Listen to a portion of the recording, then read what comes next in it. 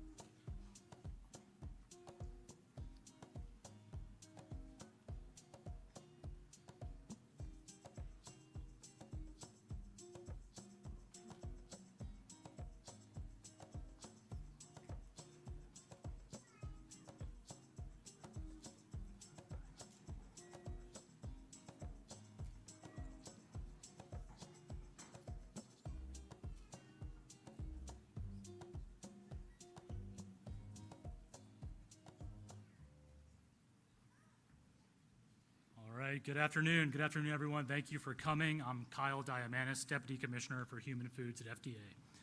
It's my honor and privilege to introduce to you the Commissioner of FDA, Dr. Marty Makary, a renowned surgeon, scientist, researcher, and public policy expert. Dr. Makary was confirmed as the 27th Commissioner of the FDA by a bipartisan vote of the Senate. Dr. Makary joined FDA from the Johns Hopkins University and Hospital, where he founded the Johns Hopkins Center for Surgical Trials and Outcomes Research, was named an endowed chair in the gastrointestinal surgery, and for the past 22 years has held an active clinical practice. He has authored over 300 peer-reviewed articles in medical literature, has conducted and led landmark cross-disciplinary research on a range of subjects, including obesity, cancer care, and adverse event monitoring. He is the author of a leading book on the microbiome, food policy, and other important health topics. A member of the prestigious National Academy of Medicine and the recipient of numerous honors and awards, his work has had a major and lasting impact on health policy in the field of medicine. One of the things I appreciate about Dr. Makary is that he cares deeply about people and has devoted his life to service. He was in the operating room caring for a patient the day before his Senate confirmation hearing last month. We're lucky to have him as our commissioner. He's all about helping people and driving outcomes, and today is another example of that. Please join me in welcoming FDA Commissioner Dr. Marty Makary.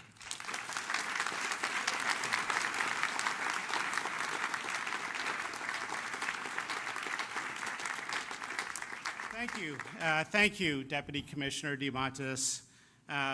Good afternoon, Mr. Secretary, Dr. Bhattacharya, Governor, Speaker, the many Maha moms and the kids here supporting the effort. Thank you for being here. Thank you. That's great.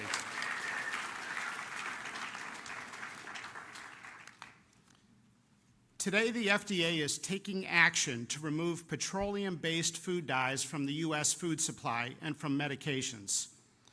For the last 50 years, American children have increasingly been living in a toxic soup of synthetic chemicals.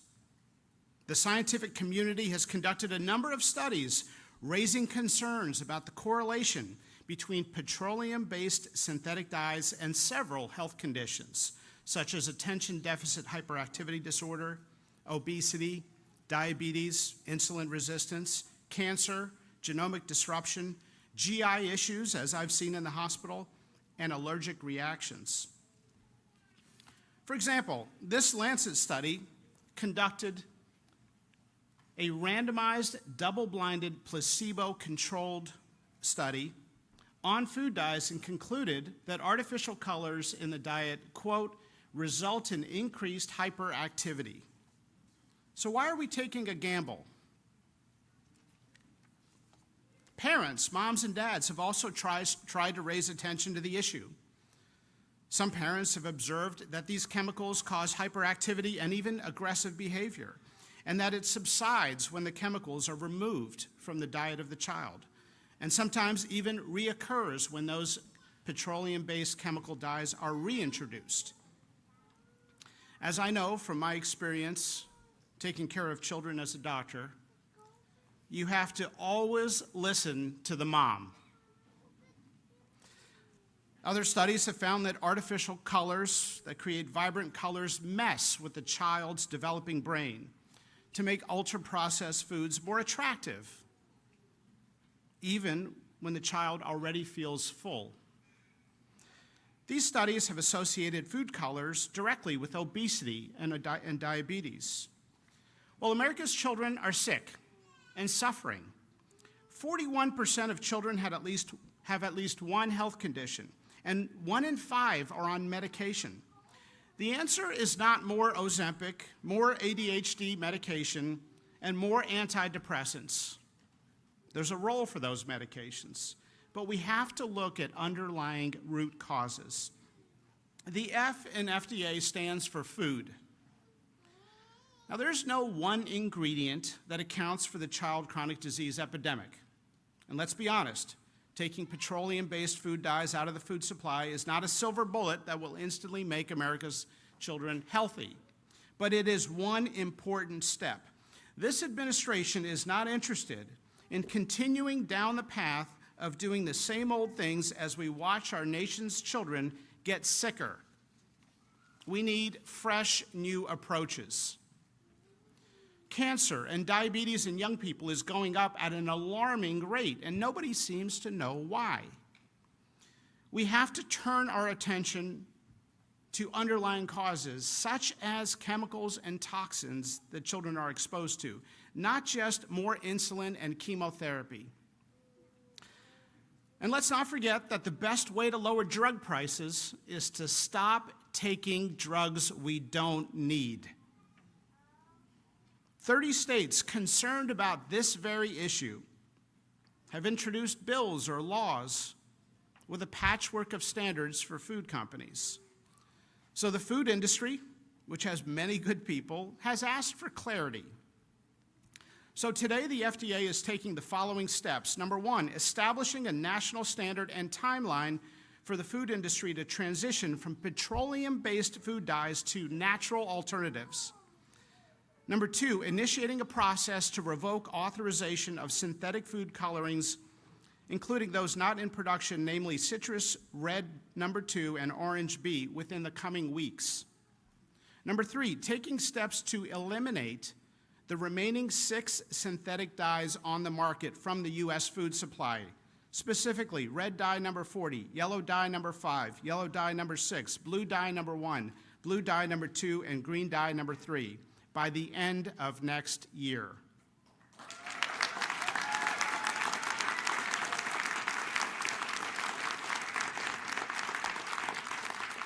We are also requesting food companies to remove red dye number 3 sooner than the 2027-2028 deadline previously announced. These steps that we are taking means that the FDA is effectively removing all petroleum-based food dyes from the U.S. food supply.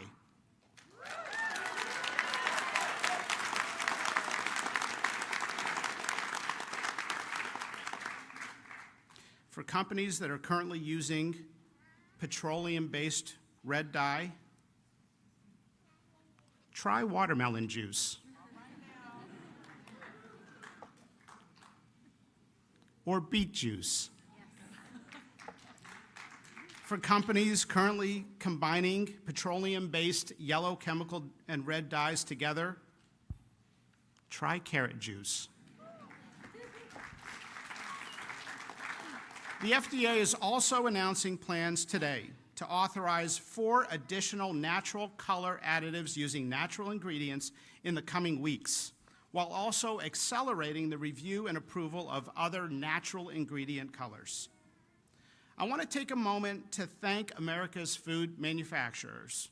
Many have been extremely cooperative.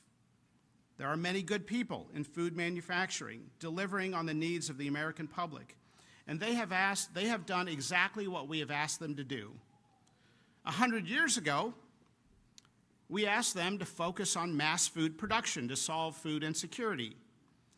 Now, given our child chronic disease epidemic and enormous suffering and cost that has ensued, we have to come together to address the new problem. That's right, we have to come together.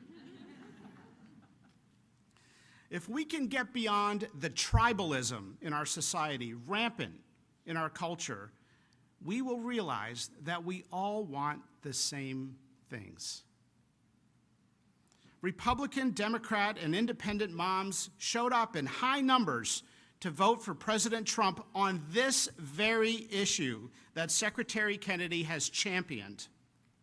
Moms across America have spoken, and they want more honesty and humility from our nation's healthcare leaders. And if we're being honest, ADHD is not a genetic problem. And our obesity epidemic is not a willpower problem. It's something that adults have done to children.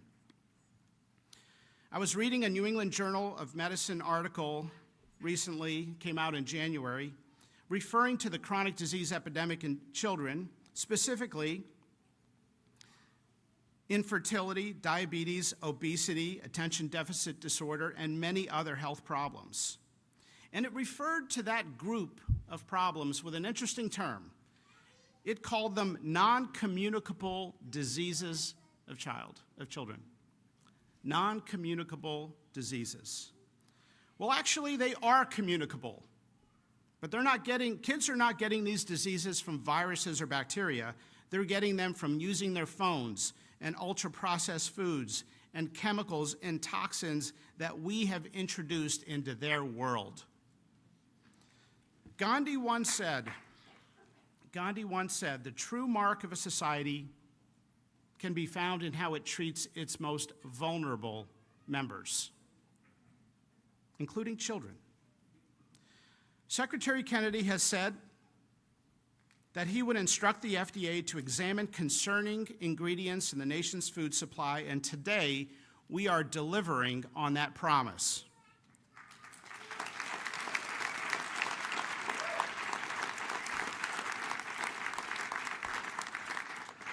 To be clear, the transition from petroleum-based food dyes to natural ingredient food dyes will not increase food prices. We know that from other countries that have already made the transition. It's not an opinion. Today's announcement fulfills the administration's promise to use both gold standard science and common sense.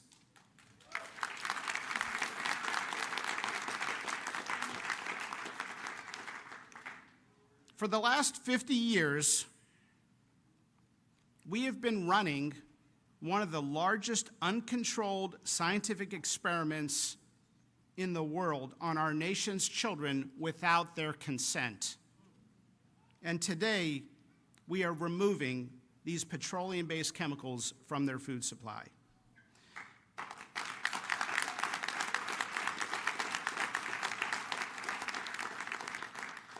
In summary, we are simply asking American food companies to replace petroleum-based food dyes with natural ingredients for American children, just as they already do for children in other countries. American children deserve good health. Thank you.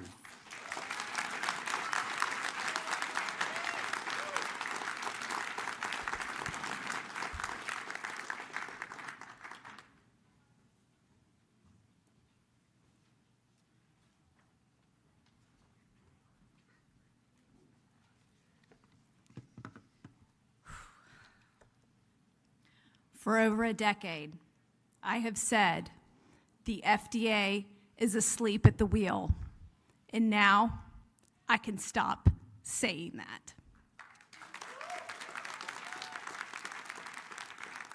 Hi, I'm Vani Hari. I'm a food activist and author, a fellow Maha mom, and I'm not affiliated with the HHS, just for the record. Thank you, Commissioner Dr. Marty Makary. Thank you, Secretary Kennedy, and everyone here at HHS that has made this swift action possible. Today marks the beginning of restoring the trust at the FDA and our regulatory institutions. Last September, I testified at the U.S. Senate about the blatant hypocrisy of American food companies selling safer products in other countries while selling inferior versions of the same exact products here in the United States with artificial food dyes made from petroleum. The outrage of American companies doing this spawned a massive grassroots movement to hold these companies accountable.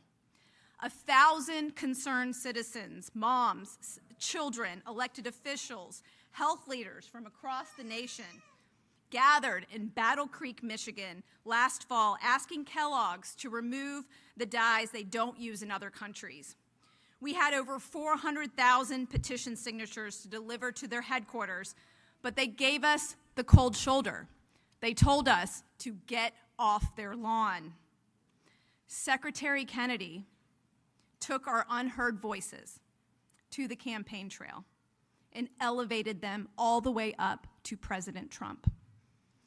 From the moment my kids were born, I have taught them the truth about artificial food dyes because our government was doing nothing to protect them from these harmful ingredients. Now we are entering a new era, an era where we don't need to worry about artificial food dyes on the frosting of a birthday cake, the breakfast cereals served at schools, our children's Halloween bucket or Easter basket, the chips and the sports drinks being served after a game. This was the effort of so many incredible people, many of whom are in this room today. Thank you. Thank you for being loud. Thank you for coming together with me on this issue. Because you made your voices heard, we now have made history together. And now we have intellectual honesty coming out of the FDA, focused on looking at updated science on food additives that American food companies are not using in other countries. This is a win for every American who doesn't know the truth about the food industry. For all the mothers, the fathers, the doctors, and the teachers out there struggling for answers on our children's health problems when they can be solved with food. Because you know what? Food is medicine. Thank you very much.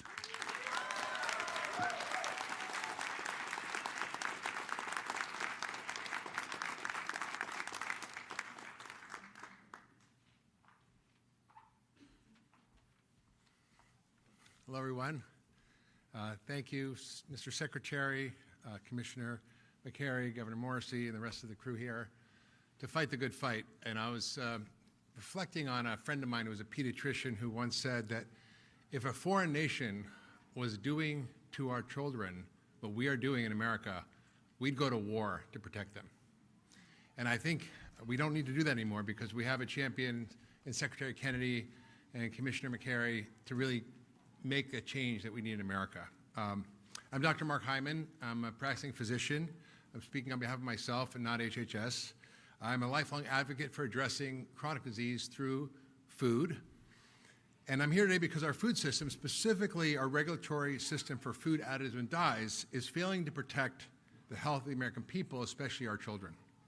Every day, Americans consume thousands of chemicals in our food, many of which have never been independently tested for long-term safety. Artificial dyes like Red 40 and Yellow 5, emulsifiers, preservatives, and so-called natural flavors have been linked in studies, many studies, to behavioral issues, to metabolic dysfunction, to inflammation in the body. And these aren't just theoretical risks. We're seeing rising rates of chronic diseases linked to food dyes and other additives like ADHD, obesity, autoimmune diseases, allergies, endocrine disruption, and even cancer.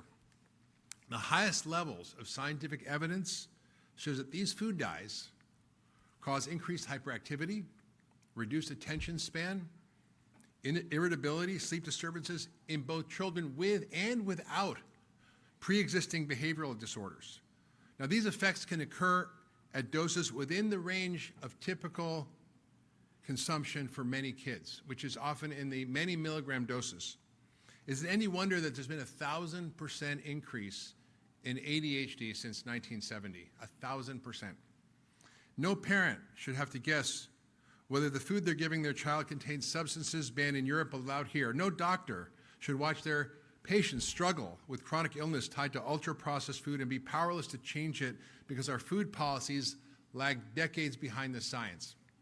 It's time, and it is time, it's happening, that the FDA and HHS is demanding full transparency, independent review, and science-based safety standards for every substance added to our food. Americans deserve a food system that protects their health and not corporate interests. Thank you.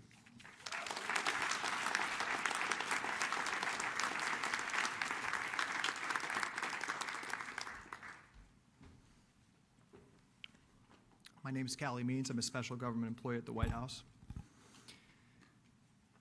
And if you look around the building here, this building is the home to the largest department in the U.S. government, the largest budget for any department of any government in the history of human civilization is this building.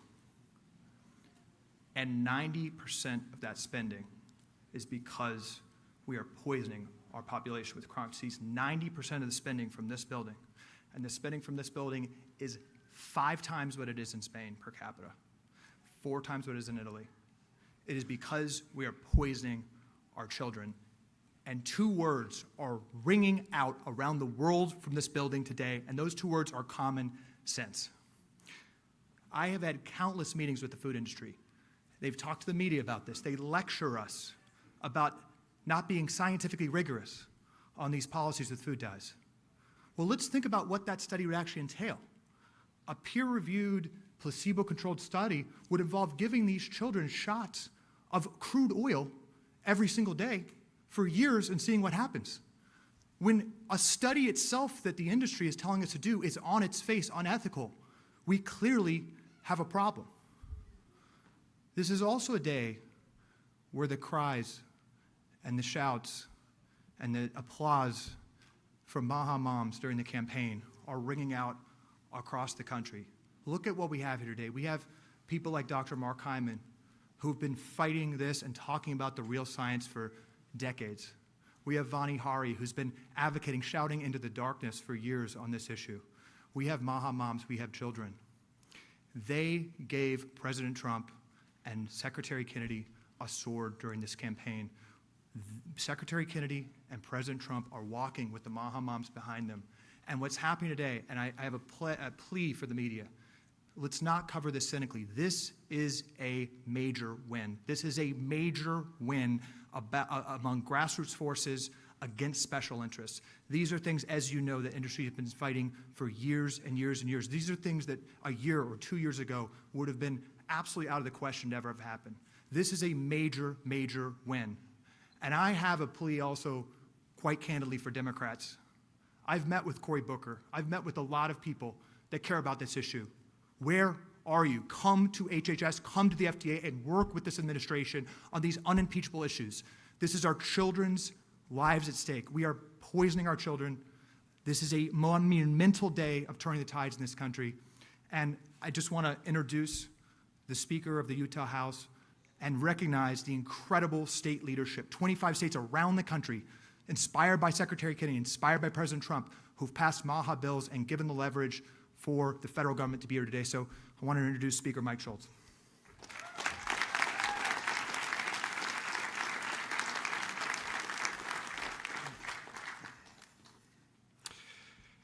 Good afternoon. I'd like to start by giving a shout out to my colleagues in the Utah House of Representatives and the Utah Senate, 10 of which came to be here with us today. Thank you. Because you see, real change doesn't happen easy. It happens because people are willing to do the hard things, to make the tough calls, and to put our kids first and Americans first. Whether it's banning soda from SNAP purchases, or getting ultra-processed foods out of our school lunches, or removing fluoride from our drinking water, Utah leads and Utah has taken action.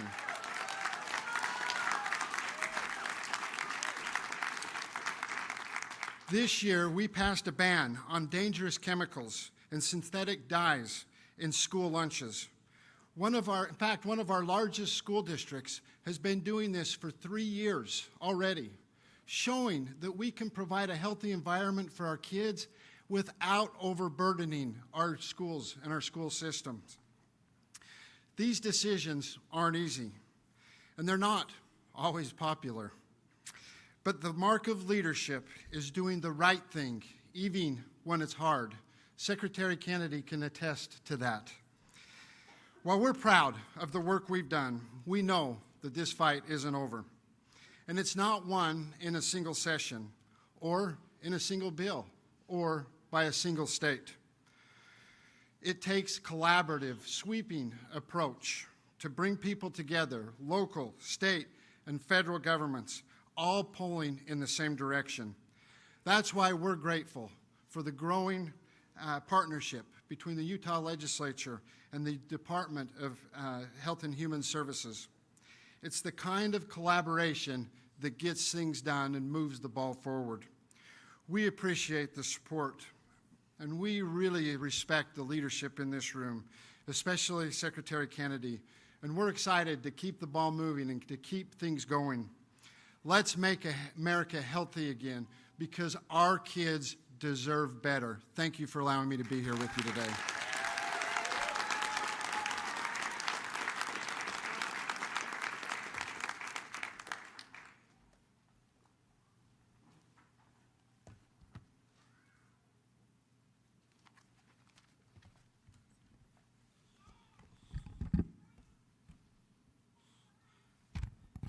Well, good afternoon. What a wonderful time to be here at HHS today.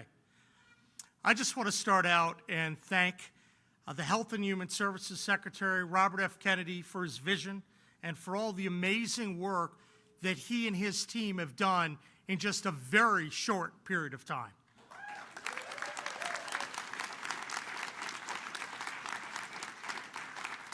I'm grateful to be here with the Secretary and with the FDA Commissioner, Dr. Makary, and also I'm personally appreciative that President Trump had the good sense to pick these wonderful people. They're doing an amazing job making America healthy again.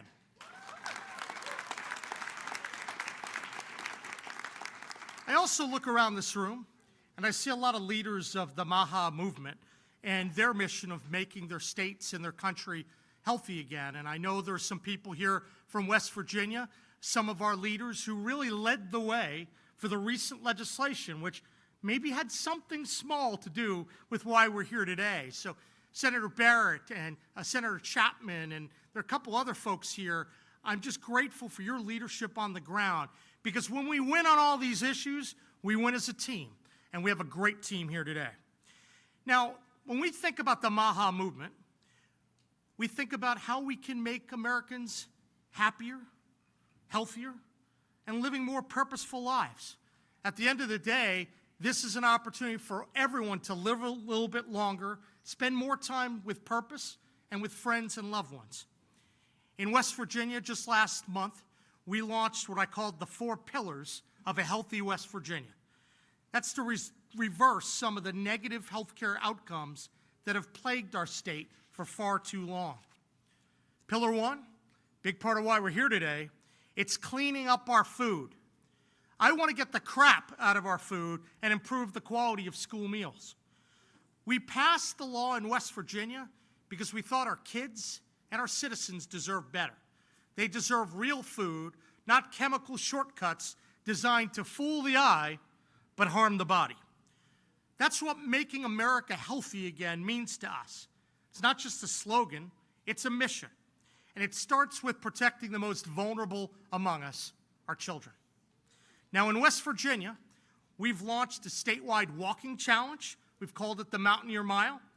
We're reforming our SNAP system to reward healthy choices. And we're holding a line on harmful food additives.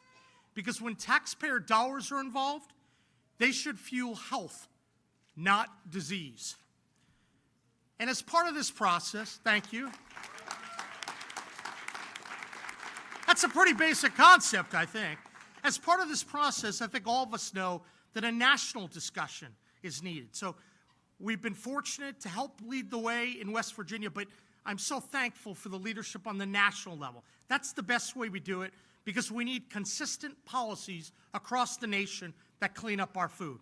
So we're appreciative to Secretary Kennedy and the Trump administration for the bold steps to begin removing harmful dyes in food products across the country. I think it's going to protect kids who often fall victim to these processed foods. West Virginia, we're committed to helping lead the nation toward a healthier future. Let's go clean up our food, let's lift up our families, and let's move our country forward. Thank you, and let's get to work.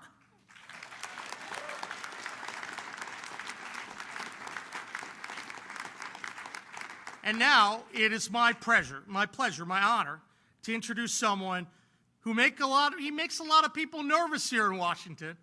That's Secretary Kennedy. Secretary Kennedy? This is a guy that's willing to speak the hard truths and stand up for everyday Americans. Even when it's not popular, he stands up, he makes it happen. Let's join me in welcoming him, a warrior for America's children, RFK Jr.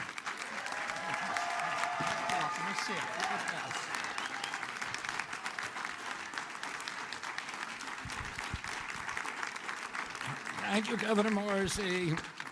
Thank you, Speaker Schultz. Thank you to Dr. Mark Hyman, who's been my friend and partner on these issues for over 20 years. Thanks, Makary, who's been an extraordinary leader. And then Marty Makary, I'm so grateful that you agreed to join the administration. And Jay Bhattacharya, will you guys come up here and stand behind me? We have an amazing team at HHS. When my uncle was president in the 1960s, we had the healthiest people in the world. And one of the basic assumptions of our country was that because we were robust people, because we were vigorous, because we were tough, we had what my uncle called this beef jerky toughness, that was responsible for our country being the land of the brave and the home of the free, the greatest industrial power in the world, the wealthiest country. We owned half the wealth on earth when my uncle was president, and part of that was because of the vigor of our society. And that's one of the reasons he started the Presidential Council on Physical Fitness, because he felt that Americans were getting soft, and it was going to steal from us and erode all of our leadership, our moral authority, and our values, and our role as an exemplary nation. And since his death, we've had this extraordinary chronic disease epidemic. When my uncle was president, 3% of American kids had chronic disease. Today, it's around 60%. And these are a broad category, the ones that Marty mentioned, like ADHD, the neurological disorders, ADD, ADHD, speech delay, language delay, tics, Tourette syndrome, narcolepsy, ASD, and autism. All of these are injuries that I never heard of when I was a kid. They were not part of the nomenclature. They weren't part of the dialogue. There was zero spent in this country treating chronic disease when my uncle was president. Today, it's about $1.8 trillion annually. It's bankrupting our nation. 74% of American kids cannot qualify for military service. How are we going to maintain our global leadership with such a sick population. We have all these autoimmune diseases, these exotic diseases. And again, I never heard of juvenile diabetes, rheumatoid arthritis, lupus, Crohn's disease, and 100 others that were just unknown when I was a kid. I never knew anybody with a peanut allergy. I never knew anybody with a food allergy. Why do 5 of my 7 kids have allergies? I never knew of anybody who had eczema. I knew of a very small number of children who had asthma, but that has exploded as well today. And our fertility is dropping dramatically. Teenagers in this country today have the same testosterone levels as 68-year-old men. Our girls are reaching puberty 6 years early, from 10 to 14 years old. And this is existential for our country. And we have to address it. And one of the, probably, when I met with, and I want to commend the food companies for working with us to achieve this agreement or this settlement. And when I went in a few months or about a month ago to meet with a few food companies, I was talking with my staff about these petroleum-based dyes, and I said, if they want to add petroleum, if they want to eat petroleum, they ought to add it themselves at home. But they shouldn't be feeding it to the rest of us. And without our knowledge or consent. And unfortunately, we're going to get rid of the dyes, and one by one, we're going to get rid of every ingredient and additive in food that we can legally address. One of the problems is that the industry, which all of these industries, cast a dark shadow historically over this agency. And there's so many conflicts that we are now systematically eliminating. That has allowed them to suppress the science. There's shockingly few studies, even on food dyes, and on all these other ingredients as well.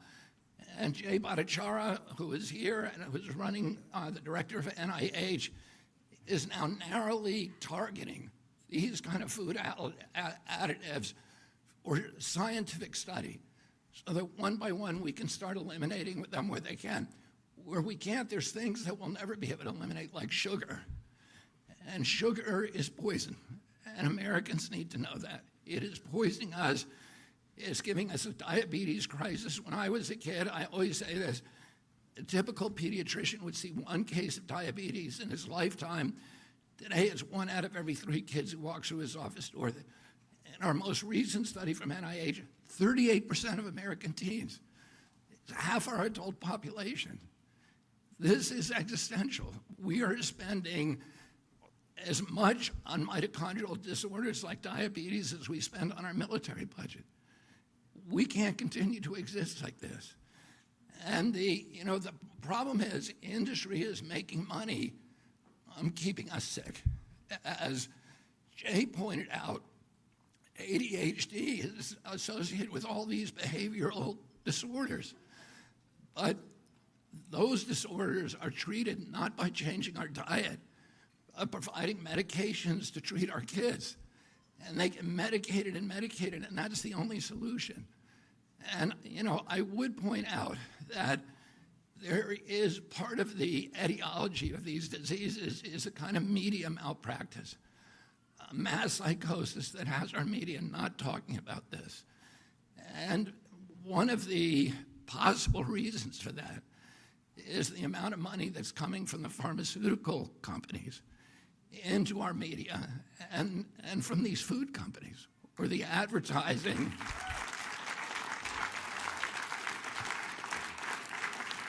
And the advertising has at least plays a factor, that revenue, that extraordinary revenue stream, in disabling their capacity or their inclination for skepticism and for critical thinking. So Americans don't know what they're eating, and they don't know the implications of those things. And for those products, Mark Hyman says in his book, the 10-Day Sugar Detox Diet, which I'll give a plug to, is a very good book. He talks about how dangerous sugar is and how it's as addictive as crack. And our children are addicted to it from when they're little kids. Our agency recommends, I think, a huge amount of sugar for kids from when they're born. And it's hurting them, and it's addicting them, and it's changing their taste buds so that they crave it. And it's disabling our population. So for those ingredients that we can't ban legally, we're going to start informing Americans about what they're eating. And we're going to try to work with Congress and the White House to make sure that we have adequate labeling so mothers who go into the grocery stores know what is good for their children and what is not. I want to say one other thing about the moms. When I went and spoke for the first time, and I met with the heads of all the food industry companies, one of the things that they said to us is that the worst thing for us is if we have a patchwork of legislation in all these different states, because then we're not capable of marketing nationally distributed products, because we're going to have different regulations in every state. And they didn't want that, and that's one of the reasons they came to the table with us. I want to thank Speaker Schultz. I want to thank Governor Morrissey, and I visited many other governors in Virginia and West Virginia, in Arizona and Utah and other states that are having these local bans. But those bans have given us leverage to make demands in the food company, and the only reason that those states have banned these products is because of these ladies and millions of more across the country, the warrior moms who have powered the MAHA movement.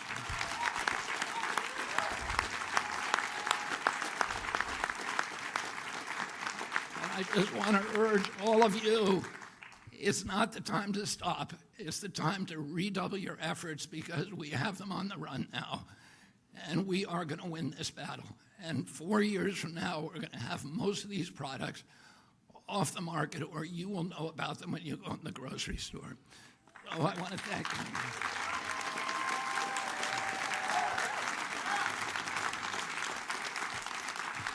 And finally, and most importantly, I want to thank President Trump. President Trump often, says that he's going to make America great again. But he knows that he cannot make our country great again if our country is weak, if we're not healthy, if we don't have vigor, if we're not a robust people. He says that he's going to restore the American dream. And a healthy person has 1,000 dreams.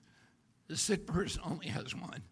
And right now, there's 60% of the people in this country who have only one dream, that they can make it through a day without pain, with energy, without having to take medications.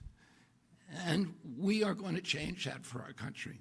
And I want to thank the moms and thank President Trump for his confidence in my leadership and for allowing me to surround myself with such an extraordinary team of scientists who are going to restore transparency to this agency. We're going to do replicated science. We're going to restore gold standard science so we know what's in our food and we can eliminate it. Thank you all very much.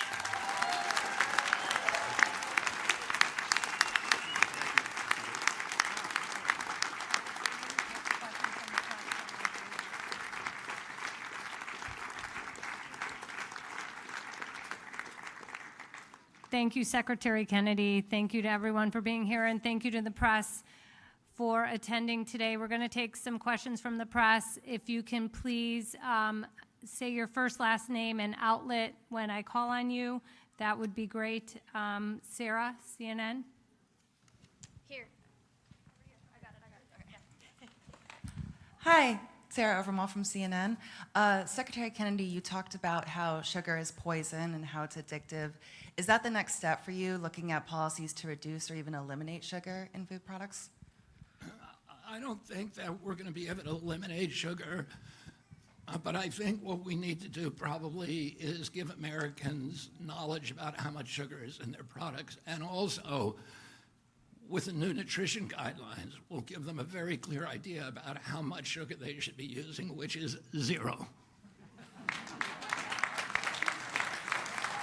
Yes. Hi, Helena Bottomiller-Evich with Food Fix. You mentioned the goal is to work with the food industry to get the most of the major synthetic food dyes out. What is the plan if the food industry does not voluntarily agree to do that? And what are the next steps if you can't get agreement within the industry? Thank you. Well, here the industry has voluntarily agreed. And so, you know, I think as we move forward, we are going to work with the industry. They've shown a lot of leadership on this right now. And in fact, we're getting food companies now and fast food companies who are calling us almost every day and asking us, how do we do this? What do you want us to do? Will you do a press conference with us? And so we're really happy with the reception. I think they're ready to change the industry. They have children too. There's no such thing as Republican children or Democratic children. Their children are going to the same schools, they're eating the same foods as the rest of us. And I think most of them really want to have a healthier America. They want clear guidelines, and they want to know what they can and can't do, and we're going to give them that.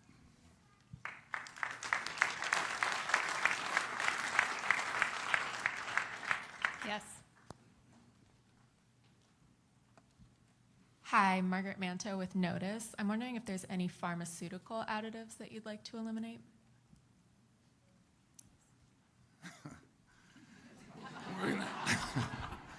We're gonna start on that next.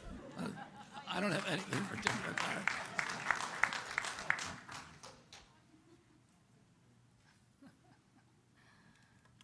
Yes, in the white. Hi, Emily Kopp, Daily Caller. When will HHS FOIA offices be restored? This is important for many of your stated priorities, adverse events, food. We're working to restore all of them. FOIA. When is our FOIA? A lot of the FOIA offices were eliminated by DOJ. We're restoring all the FOIA offices. And we're going to make it much easier for people to get the information. We're going to try to post as much as we can. We're going to start a website with all former FOIA requests and the documents that were produced so people don't have to do it again and again. And we're going to try to get as close as we can to total transparency in this agency. You know, I spent a lot of years litigating under FOIA. And I experienced the frustration of going year after year and being stonewalled by the agencies. A lot of the people who are in HHS right now come from that background. So we all understand how important it is to have, you know, clear communications. Well, the papers that we produce in this agency do not belong to us. They belong to the American people, and we need to be honest with them. And let me just answer the question before you about the drugs and the pharmaceutical products and the additives to the pharmaceutical products. Right now, Jay Bhattacharya is working is assembling teams all over the country of scientists at universities and research centers to look at all of those products so that we can have, I mean, one of the problems is we don't have good science on everything. And we need to have science before we take policy action.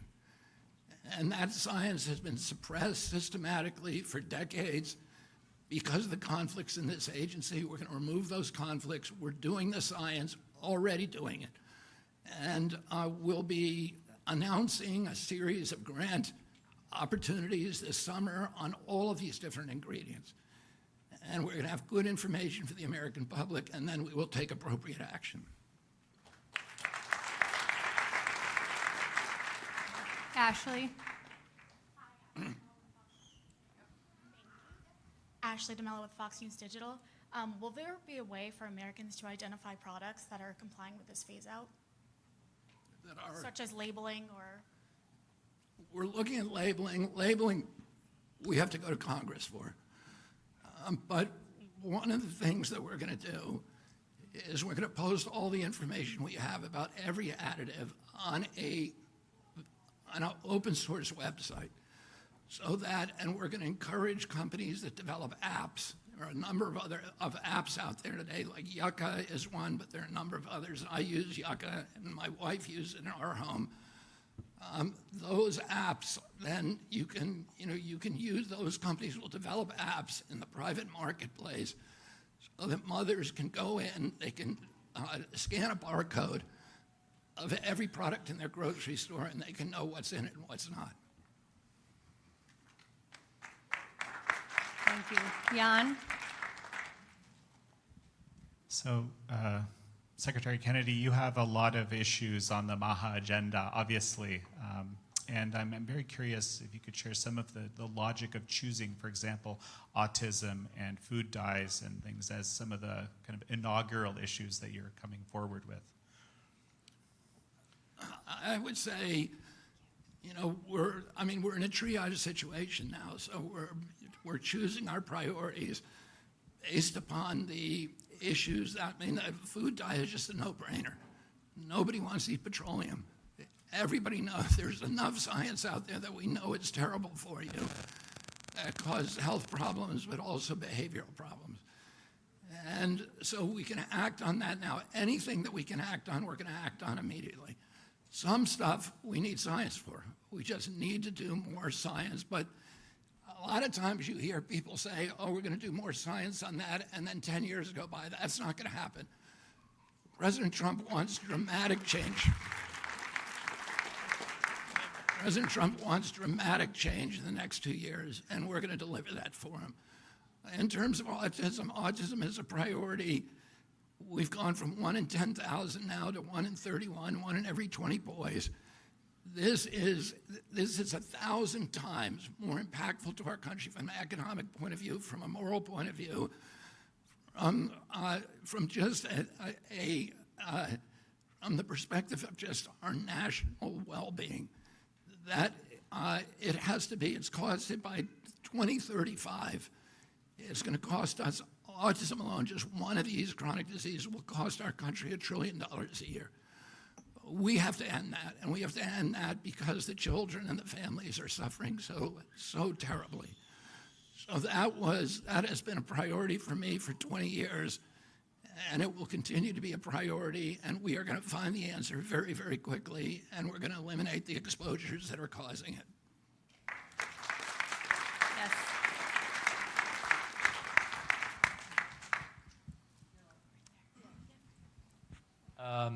Secretary Kennedy, Issam Ahmed here from Agence France Presse. Just on the political dimensions, do you sort of give credit to the former President Joe Biden for getting the ball rolling with Red Dye 3? And as far as the labeling goes, you mentioned you have to go to Congress. Are you in discussions with lawmakers on both sides of the aisle regarding improved labeling around food? Thank you. We have not yet. The time has not yet come for us to put our legislative proposals before Congress. Labeling will be a top priority proposal for us. In terms of the credit, I credit President Biden for getting it done. I wish it hadn't taken him to 1 week before I came into office before he did it. Let's give credit where credit's due. Okay, one more question right there in the pink. Thank you, Secretary Kennedy. Cheryl Gay Stolberg from the New York Times. I just want to make sure we understand the parameters of this agreement with the food companies. Do you actually have a settlement with the food companies and a formal agreement for them to adhere to these guidelines? And if so, why don't we have anyone from the food industry here? I would say we don't have an agreement, we have an understanding, but I'm going to let Marty take this question. Thank you. Thank you, Mr. Secretary. You win more bees with honey than fire. Good to see you, Cheryl. And so there are a number of tools at our disposal. And so I believe in love, and let's start in a friendly way and see if we can do this without any statutory or regulatory changes, but we are exploring every tool in the toolbox to make sure this gets done very quickly. And they want to do it. They want to do it. So why go down a complicated road with Congress when they want to do this? They don't want to deal with a patchwork of 30 different state plans. We've had wonderful meetings with the food industry. I've been amazed, and they are eager to do this. They are good people. As Secretary Kennedy has said, they have kids too, and I think we all want the same thing. Thank you.